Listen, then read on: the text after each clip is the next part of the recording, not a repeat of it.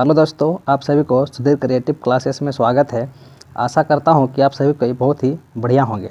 दोस्तों, आज हम लोग स्टार्ट करने वाले हैं क्लास 10 का साइंस, यानी हम लोग विज्ञान का हम लोग एक चैप्टर को देखेंगे, जिस चैप्टर का नाम है प्रकाश के परावर्तन तथा अपवर्तन। ठीक है, और ये जो वीडियो है ये NCERT पैटर्न पर आधारित रहेगा, क्योंकि क्लास 10 में आपका सारा प्रश्न NCERT से ही पूछा जाता है। ठीक है, तो जो भी बच्चे अभी क्लास 10th में है उसके लिए ये वीडियो बहुत ही इंपॉर्टेंट है। ठीक है, और ये जो वीडियो है आपके एग्ज़ाम को देखते हुए बनाया जा रहा है। ठीक है, तो ये आपका पहला टर्म के लिए बहुत ही इंपॉर्टेंट वीडियो है। ठीक है, तो वीडियो को आपको अंत तक देखना है, ताकि आपका इस जो चैप्टर है, इस चैप्टर से आपका एग्जाम में एक भी प्रश्न ना छूटे। ठीक है, चलिए दोस्तों हम लोग स्टार्ट करते हैं। वीडियो को लाइक जरूर कर देना है। ठीक है, और अगर आप मेरे चैनल पहले बार चैनल को सब्सक्राइब भी जरूर कर लेना है और बेल आइकन घंटी को दबा देना है, ताकि जितने वीडियो हम अपलोड करेंगे ये आप तक पहुंचता चला जाएगा। ठीक है, तो चलिए दोस्तों हम लोग देर ना करते हैं, हम लोग वीडियो को स्टार्ट करते हैं। पहला प्रश्न है, आप देख पा रहे होंगे स्क्रीन पे लिखा हुआ है कि प्रकाश का वेग न्यूनतम होता है। तो दोस्तों आपको याद रखना है, प्रकाश का वेग सबसे कम होता है कांच में। ठीक है, सबसे कम कहाँ होता है? कांच में होता है, यानी ऑप्शन डी इसका सही जवाब हो जाएगा। ठीक है, इसका डी सही जवाब हो जाएगा।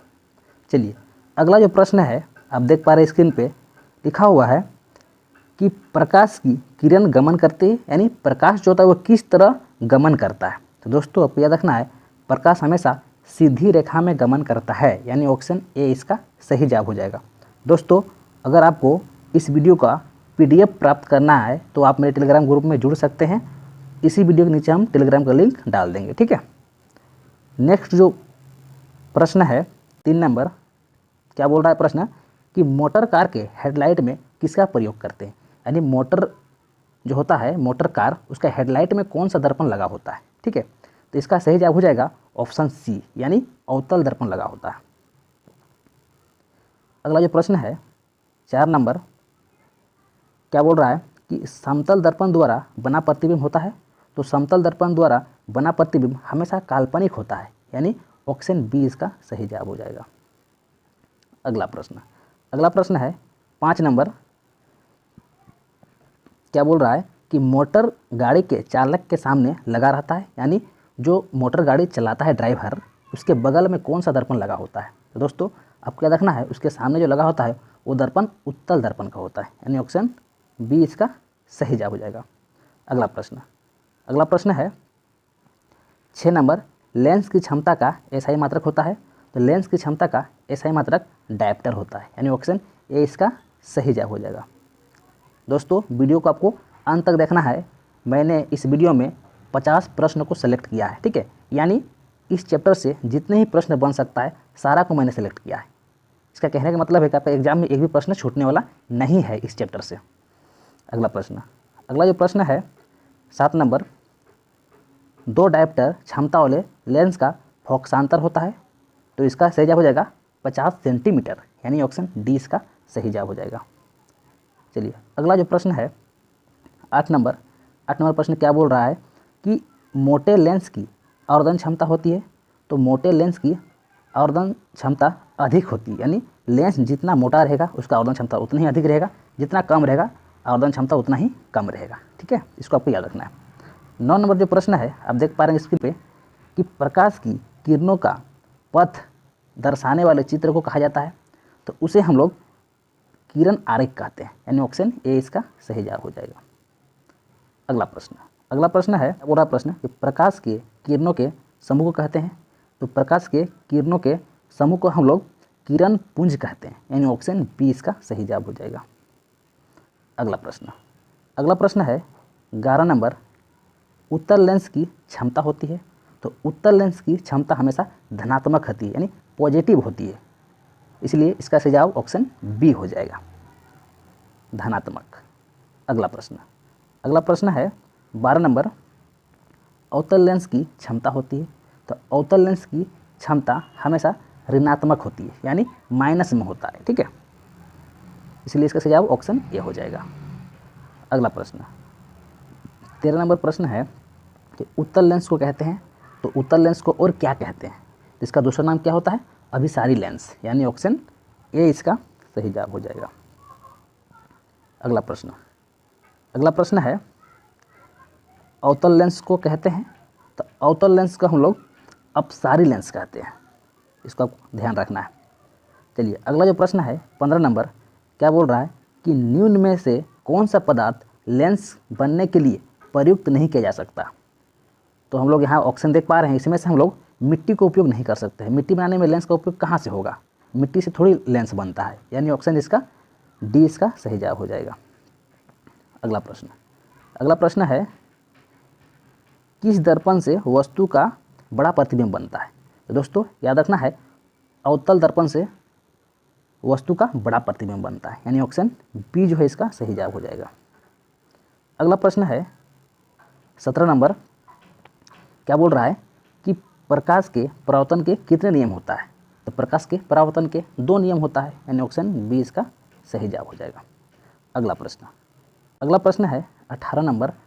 18 नंबर प्रश्न में क्या बोल रहा है कि किस दर्पण से हमेशा वस्तु से छोटा प्रतिबिंब प्राप्त होता है। दोस्तों याद रखना है, उत्तल दर्पण में छोटा प्रतिबिंब प्राप्त होता है, यानी ऑप्शन बी इसका सही जवाब हो जाएगा।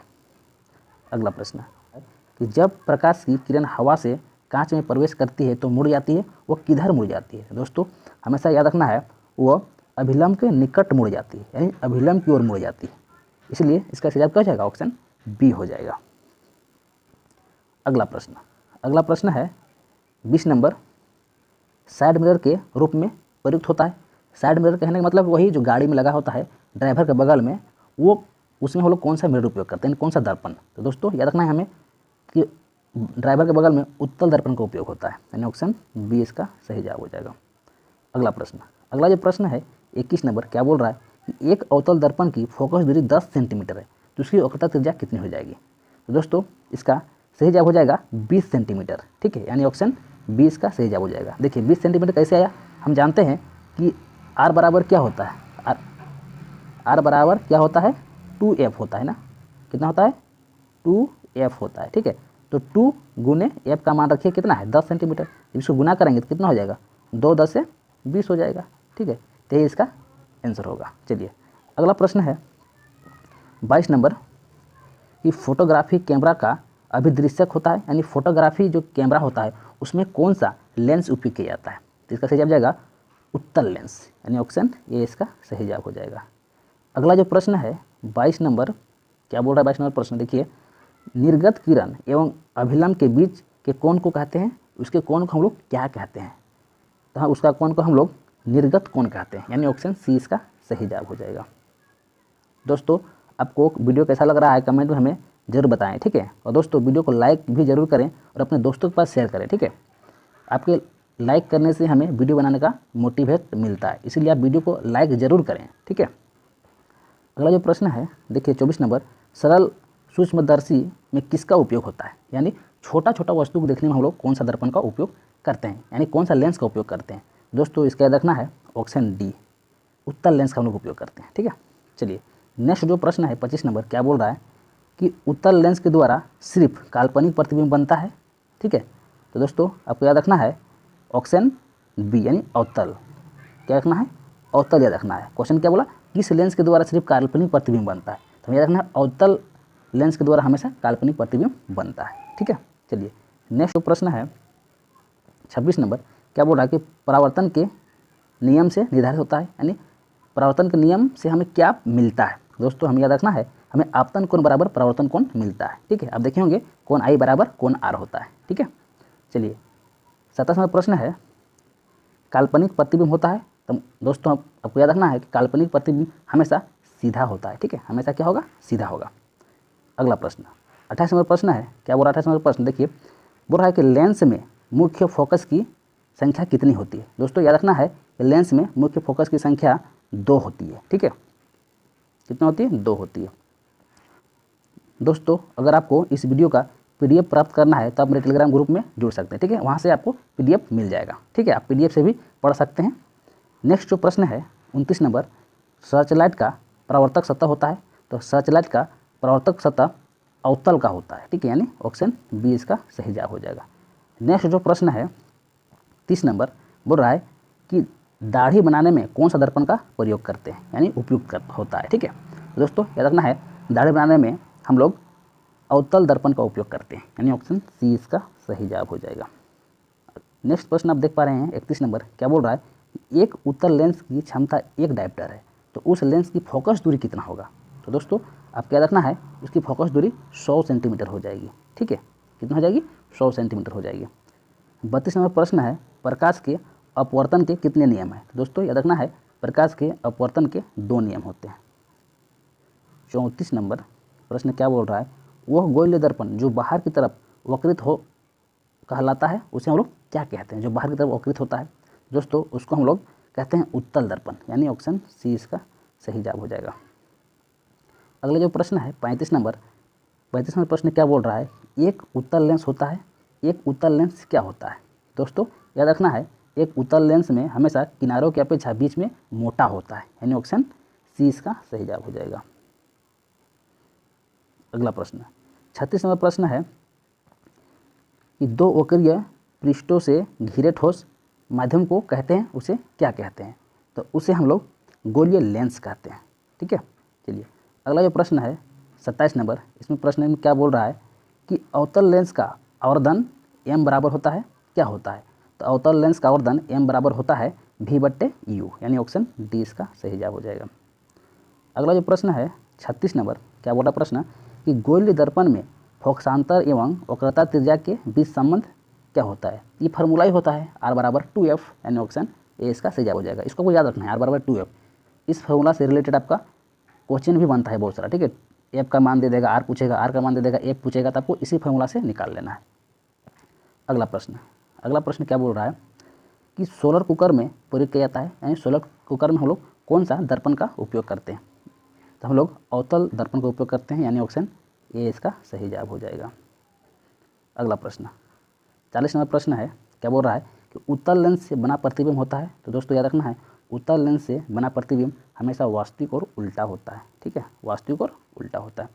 चलिए अगला जो प्रश्न है 41 नंबर प्रश्न क्या बोल रहा है कि उत्तल लेंस में जब बीम f और 2f के बीच रखा जाता है तो बना प्रतिबिंब होता है, तब कहाँ प्रतिबिंब बनता है, यानी किस तरह प्रतिबिंब बनता है। ठीक है दोस्तों, आपको याद रखना है, बड़ा और वास्तविक पर बनता है। कैसा बनता है, बड़ा और वास्तविक, यानी ऑप्शन ए इसका सही जवाब हो जाएगा। दोस्तों वीडियो आपको कैसा लग रहा है, वीडियो के कमेंट में आपको अवश्य ही बताना है। ठीक है, और वीडियो को लाइक भी कर देना है। 42 नंबर प्रश्न है कि गोलीय दर्पण के परावर्तक पृष्ठ के केंद्र को दर्पण का कहा जाता है, उसको क्या कहते हैं। तो उसे हम लोग कोई भी दर्पण का परावर्तक पृष्ठ जो केंद्रक होता है ना, केंद्र कोई भी दर्पण का, उसे हम लोग ध्रुव भी कहते हैं। ऑप्शन बी इसका सही जवाब हो जाएगा। अगला क्वेश्चन 44 नंबर, किसी लेंस द्वारा उत्पन्न आवर्धन का एसआई मात्रक क्या होता है। तो दोस्तों आपको याद रखता है, मात्रक विहीन होता है, यानी ऑप्शन डी इसका सही जवाब हो जाएगा। अगला जो प्रश्न है 45 नंबर, क्या प्रश्न बोल रहा है कि लेंस के केंद्रीय बिंदु को कहते हैं, तो लेंस के केंद्र बिंदु को हम लोग क्या कहते हैं। तो दोस्तों याद रखना है, हमें उसको हम लोग प्रकाशिक केंद्र कहते हैं, यानी ऑप्शन बी इसका सही जवाब हो जाएगा। अगला जो प्रश्न है क्या बोल रहा है कि इनमें से कौन दर्पण का सूत्र है, यानी दर्पण का सूत्र बताना है। तो दर्पण का सूत्र सभी को आता होगा कि 1/v + 1/u = 1/f होता है। इसका सही जवाब क्या हो जाएगा, ऑप्शन ए वाला हो जाएगा। अगला प्रश्न है गोलीय दर्पण का वक्रता केंद्र को किस अक्ष से निरूपित किया जाता है। तो हम लोग जानते हैं कि गोलीय दर्पण का वक्रता केंद्र को हम लोग क्या से हम लोग डिनोट करते हैं, तो हम लोग सी से डिनोट करते हैं, यानी सेंटर, है ना, सी, यानी ऑप्शन ए इसका सही जवाब हो जाएगा। अगला प्रश्न है पतले लेंस की आवर्धन क्षमता होती है। तो हम लोग जानते हैं पतले लेंस की आवर्धन क्षमता क्या होगा, कम होगा, जितना पतला उतना कम, जितना मोटा उतना अधिक होता है, यानी ऑप्शन ए इसका सही जवाब हो जाएगा। अगला प्रश्न है 49 नंबर, क्या बोल रहा है कि निर्वात में प्रकाश की चाल होती है, यहाँ छाल लिखा गया, इसको कुछ चाल कर लेना। ठीक है, निर्वात में प्रकाश की चाल कितना होता है, 3 × 10⁸ मीटर/सेकेंड होता है। अगला प्रश्न है क्या बोल रहा है कि दांत विशेषज्ञ मरीजों के दांतों का बड़ा प्रतिबिंब देखने के लिए किस दर्पण का उपयोग करते हैं। तो दोस्तों आपको याद रखना है, हम लोग अवतल दर्पण का उपयोग करते हैं ना। दांत जो देखने के लिए डॉक्टर यूज करता है, उसमें डॉक्टर कौन सा दर्पण का उपयोग करता है, तो अवतल दर्पण का उपयोग करते हैं, ऑप्शन ए इसका सही जवाब हो जाएगा। ठीक है, तो दोस्तों ये 50 प्रश्न था, जो कि बहुत ही इंपॉर्टेंट प्रश्न है। ठीक है, आपको कम से कम वीडियो को 2-3 बार देख लेना है, इससे आपको क्या होगा, पूरा याद हो जाएगा। ठीक है, इससे बाहर प्रश्न बनेगा ही नहीं, ठीक है, क्योंकि जितने प्रश्न इंपॉर्टेंट था आपके एनसीईआरटी से लिया गया है, ठीक है। तो इससे बाहर एक भी प्रश्न आपको नहीं पूछा जाएगा, ठीक है। तो आपको वीडियो को अच्छा से ध्यान से देख लेना है 2-3 बार, ठीक है, और आपको एग्जाम लिखने चला जाना है। एक दोस्तों वीडियो को कैसा लगा, वीडियो को लाइक जरूर कर देंगे और हमें कमेंट में अवश्य बताएंगे कि वीडियो कैसा लगा। और अगर आप मेरे चैनल पहले वाले चैनल को जरूर सब्सक्राइब कर लें, ठीक है, क्योंकि आगे हम इसी तरह और वीडियो बनाने वाले हैं। मैथ, साइंस, हिंदी सारा का हम वीडियो बना देंगे, ठीक है। आपको चैनल को सब्सक्राइब जरूर कर लेना है, ठीक है। चलिए दोस्तों, हम लोग मिलते हैं नेक्स्ट वीडियो में, तब तक के लिए थैंक यू, जय हिंद।